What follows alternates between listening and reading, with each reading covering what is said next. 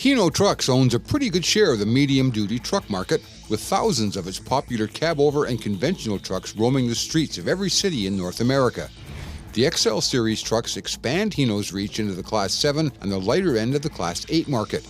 The XL Series was introduced in 2018, and I finally got to drive one a year and a half later in Mineral Wells, West Virginia, where Hino had just opened a new million-square-foot manufacturing facility.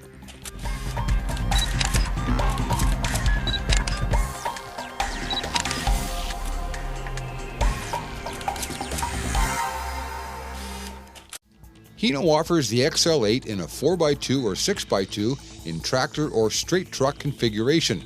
With its 40,000-pound tandem drive axles and a 14,600-pound steer axle, this straight truck had a gross weight rating of 54,600 pounds. Hino says this configuration will see service in the construction and utility sectors, as well as the beverage and food service businesses. It's designed mostly for urban and regional service. Hino believes the XL will allow expansion into markets where existing customers would have had to look elsewhere for trucks with higher payloads. New to Hino in North America and unique to the XL series is the A09 engine. It's a turbocharged 8.9-liter six-cylinder diesel making between 300 and 360 horsepower and between 900 and 1,150 pound-feet of torque. It's been in production since 2007, and more than 50,000 A09 engines have already logged about 15 billion real-world miles in other markets around the world. The engine features common rail fuel injection, a variable geometry turbocharger, and the Jacobs engine brake. According to Hino, the A09 has a B10 life rating of 1 million miles. Let's go for a little walk around to see what the XL8's made of. So let's flip the hood up and have a look underneath there and see how easy it's going to be for the drivers to do their trip inspections. It's a pretty light hood, doesn't take much effort to pull it open, which would be good. Drivers will be happy about that. All right, so we're starting with the driver's side inspection over here on the left-hand side of the cab. In order to reach into the oil dipstick, it's buried down here, sort of a little bit tight, but not impossible to get to. Driver wearing a pair of big, thick gloves may have some difficulty getting his hands in there, or her hands, around some of those little bits of plumbing, but not too bad. Up here, a little bit more towards the cab, we've got the automatic transmission fluid dipstick. That's pretty easy to check, no problem there. And we've got pretty good sight lines to the coolant overflow tank up on top. Back here, the power steering reservoir. Again, easy to sight, min max right there.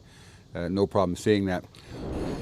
And making our way around here to the right hand side, not much over here for the driver to actually check or inspect, but the windshield washer reservoir is up here against the cab.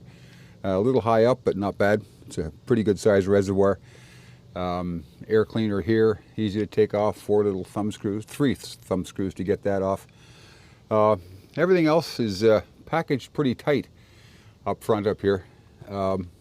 So from a mechanics, technician's point of view, might not be the easiest truck to work on, but things are all tucked away pretty neatly. I don't see too much dangling down in harm's way as we're going down the road.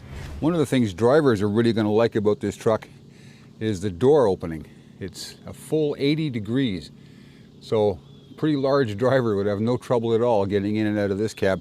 And you'll notice there's a great grab handle here on the back of the cab, and there's another really nice grab handle up here on the A-pillar right beside the dashboard. They're really well placed to help the driver climb in and out of the cab while maintaining good 3-point contact. And these steps are tremendous. You'll see in a minute when I climb out of the truck, this top step here is just like a platform that you step down onto out of the cab. It's a really nice setup. So there are several options for the bumper that you can get from Hino depending on the application.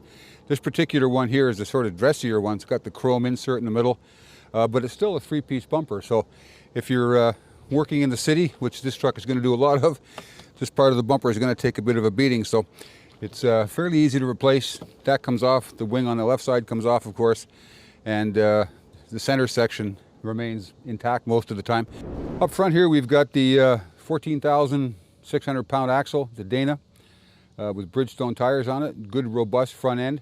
Obviously, because it's a tandem Class 8, she's going to be hauling some weight, and a lot of that's going to be forward, so nice heavy-duty suspension on this one.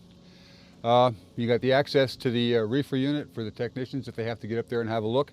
That's mounted right above the cab. Interestingly, the controls for the reefer are all inside the cab. So the driver can adjust the temperature and the set points and do little diagnostics on the screen that's in the cab. Don't have to get out and look on the side of the box to deal with that. Well, there you have a quick look around some of the features of the XL8. It's not fancy, but it comes across as a solid and sturdy work truck that was designed with the driver in mind. In the other video in this series, I'll climb up into that big tall cab and take her for a spin. In Mineral Wells, West Virginia with Hino's new XL8, I'm equipment editor Jim Park.